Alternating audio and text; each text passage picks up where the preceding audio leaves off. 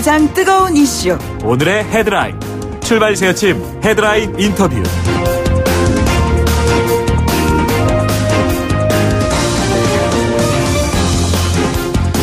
네, 분단의 선에서 평화의 손을 잡은 두 정상의 모습. 지난 주말 판문점은 지구상에서 가장 주목받는 장소가 되었습니다. 하노이 북미 정상회담 뒤에 멈춰섰던 한반도 비핵화 평화의 열차가 다시 달리기 시작한 것이죠. 이번 만남은 한반도 평화의 역사에 어떤 기록으로 남게 될까요? 북한 문제 전문가이기도 한 더불어민주당의 수석 대변인 홍익표 의원 연결해서 자세한 이야기 나눠보도록 하겠습니다. 의원님 안녕하십니까? 네, 안녕하세요. 반갑습니다. 네, 지난 주말 장면 보시면서 가장 인상적인 장면은 어떤 장면이셨는지요?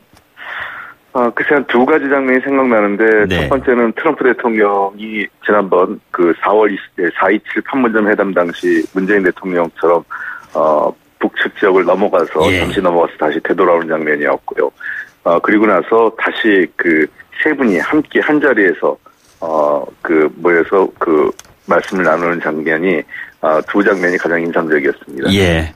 그러니까 지난번에 4.27 때 월경을 하는 그런 모습이 이제 이번에는 북미 정상 간에 이루어진 것이고요. 또 거기에서 네네. 또 문재인 대통령을 포함해서 세 정상에 모여 있는 그 장면이 참 인상적이었다 이런 말씀이시잖아요. 그렇습니다. 이게 지금 하노이 노딜 이후에 넉 달간의 공백이 있었는데도 불구하고 이 같은 장면이 연출되기까지의 가장 중요한 포인트는 어떤 것이었다고 생각하십니까? 첫 번째는 수차례 그 트럼프 대통령이나 김정은 위원장이 강조했던 것처럼, 그 양국 지도자 간의 그 신뢰관계에 대해서는, 신뢰관계가 가장 큰 영향을 미쳤다고 생각을 합니다. 네네. 두 차례 정상회담에서, 두 차례 정상회담이 과정에서, 여러 차례 실제로 하노이가, 합의에 이르지 못했음에도 불구하고 양국 정상은 좋은 만남이었고 둘의 관계에 문제가 없다라는 얘기를 계속 강조를 했다는 점이고요. 네네. 그다음에 두 번째 요인으로는 역시 우리 정부의 외교적 중재 노력이 빛을 발휘했다고 생각을 합니다. 네. 이번 과정에서 문재인 대통령이 스스로 조연 역할을 자처했지만 저는 조연이라기보기에는 사실상 기획 연출이었다고 생각을 합니다. 네네. 이 전 과정을 보면서 어떻게 하면 이 북미가 실질적인 대화를 나눌 수 있고 좋은 만남을 가질 수 있는가에 대해서 배려하고 그런 것들을 여러 군데 안배한 모습을 볼 수 있었고요. 마지막으로는 역시 한반도 비핵화와 또 북미 관계 개선 등이 미국이나 북한 모두 서로의 여러 가지 현재 조건상 외면하기 어려운 시대적 요구라는 것을 인식하고 있다는 것입니다. 그런 측면에서 저는 이 판문점에서의 북미 정상회담 그다음에 3자 만남이라는 것은 어떤 의미에서는 역사적 흐름에서 불가피하게 이루어지는 하나의 흐름이었다 이렇게 보고 있습니다. 네, 이번 북미 정상회담 가장 큰 성과 꼽으신다면요? 이번 북미 정상회담에서 가장 첫 번째 흐름은 이 교착 국면을 해소했다는 것을 볼 수 있습니다. 예. 하노이 회담 이후에 한 4개월간 대화 국면이 지금 이루어지지 않고 있었거든요. 관계가 크게 나빠진 건 아니지만 뭔가 돌파구가 없었는데 정상회담을 통해서 대화의 돌파구가 만들어졌다는 것이고, 두 번째는 구체적으로 이제 실무회담의 일정을 합의했다는 것입니다.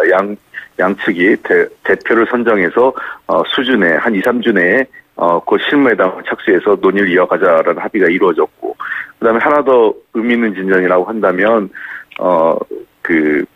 미국 트럼프 대통령과 김정은 위원장이 서로 간에 속내를 상당 부분 논의를 했던 것으로 보입니다. 특히 백악관 초청까지 경우에 따라서 상황 진전에 따라서 백악관 초청까지 하는 것은 북미 관계가 상황에 따라서는 관계 정상화까지 매우 빠르게 진전될 수도 있다는 가능성을 열어놨다 이렇게 보입니다. 네, 백악관 초청 지금 말씀하셨는데요. 김 위원장의 워싱턴 방문의 가능성 어떻게 보시는지요? 글쎄, 현실적으로 당장은 쉽지 않을 것으로 생각을 합니다. 아까 말씀드린 것처럼 몇 가지 조건들이 이루어져야 된다고 생각을 하는데요. 먼저 앞으로 있을 실무회담에서 일정한 성과를 거둬야 된다고 생각을 하고, 다음 정상회담, 소위 4차 북미 정상회담 또는 5차 정상회담 어느 시점에서 소위 문서로 된 형태의 사인이 이루어질 즈음이라면 저는 워싱턴 방문이 가능하지 않을까 생각하고 있습니다. 예.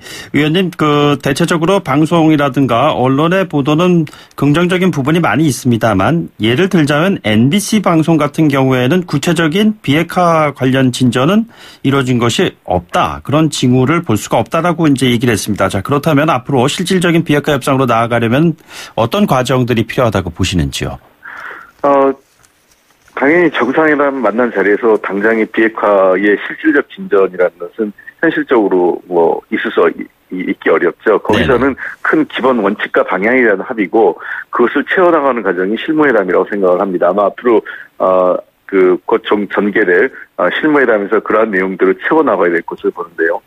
아마 비핵화의 속도, 그다음에 비핵화의 구체적인 합의 내용, 그리고 세 번째는 그에 따른 상응 조치들에 대해서 양측이 어떻게 조율해 나가느냐라고 생각을 합니다. 근데 제가 얼마 전에 미국을 갔다 왔었는데요. 비건 대표가 했던 말 중에 의미심장한 말은 유연성이었습니다. 네네. 지난번 하노이 회담에 비해서는 미국 북한과의 접촉에 있어서 보다 유연성을 발휘해서 좀 더 단계적으로 비핵화를 추진하겠다라고 한 말을 들었을 때에는 과거 하노이 회담 방식이 어떤 빅딜 방식이나 또는 한 방에 뭔가를 다 해결하겠다 이런 방식에서는 다소 미국이 유연성을 보이는 입장으로 전환한 것 아닌가 좀 보고 있습니다. 예.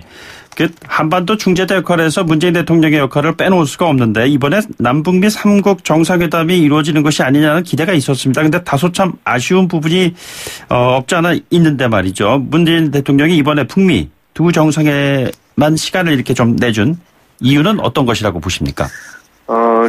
우선은 두 당사자, 그러니까 두 양국, 북미 양국의 지금 현안이 훨씬 더 중요하다고 보는 것 같습니다.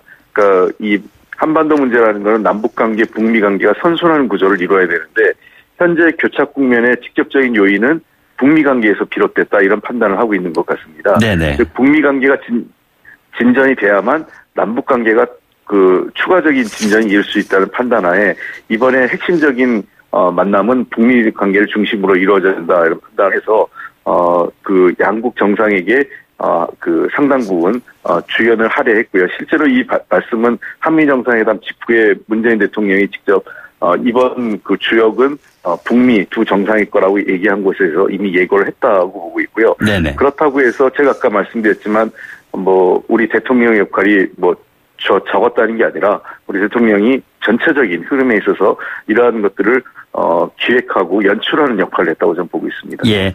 대북 제재 완화 관련해서는 문재인 대통령은 영변 핵단지 폐기하면 제재 완화 논의하겠다. 그런데 트럼프 대통령은 대북 제재 완화를 서두르지 않겠다.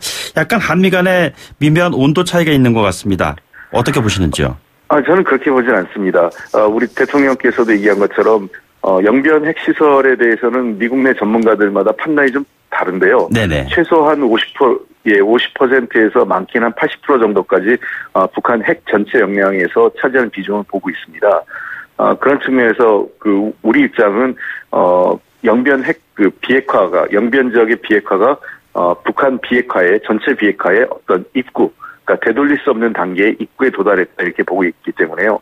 영변 핵시설에 대한 합의조차도 그리고 검증 가능한 합의가 이루어지는 데도 일정한 시간이 필요하기 때문에 영변에 대한 핵 합의, 비핵화 합의가 이루어진다면 그리고 그것이 실제로 제대로 된 검증 차원에서 진행되기 시작한다면 저는 그에 따른 상응하는 비핵화 이 상응 조치, 즉 제재 완화라든지 어떤 북한에 대한 여러 가지 추가적인 어떤 지원 같은 것들이 따라갈 수 있다 이런 측면에서 그것도 결코 급하게 이루어진 것은 아니라고 보고 있습니다. 예.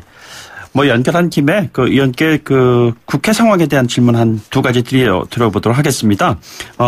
정의당의 심상정 의원 나경원을 살리고 심상정을 버렸다. 이런 여당을 강하게 좀 비판하고 있습니다. 여당의 의원 입장에서 어떻게 생각하고 계십니까? 글쎄요. 저희들이 공개적이지 아니었지만 저는 우리들은 제가 알기에는 우리 수석 부대표나 또는 김정민 정개특위 간사가 여러 차례 협상 진전 상황에 대해서 정개특위 위원장의 교체 요구라든지 이런 부분에 대해서 충분하게 설명을 심상정 의원과 정의당 측에도 한 것으로 제가 알고 있고요. 예. 다만 정의당 입장에서는 아쉬움이 있을 것으로 생각을 합니다.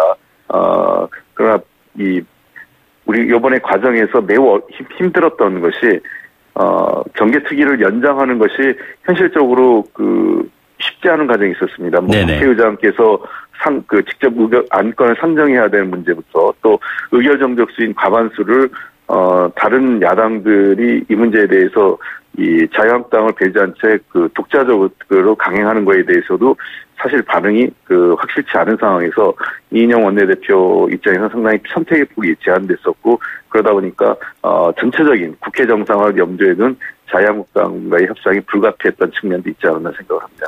위원님, 정개특위, 사개특위 두 개의 위원장 가운데에서 민주당과 한국당의 몫은 어떻게 나뉘어지는 겁니까? 아직 결정되지 않았는데요. 그래서 1당과 2당이 선택을 하는 거기 때문에 아마 우리 당이 먼저 선택할 수 있는 것으로 저는 알고 있습니다.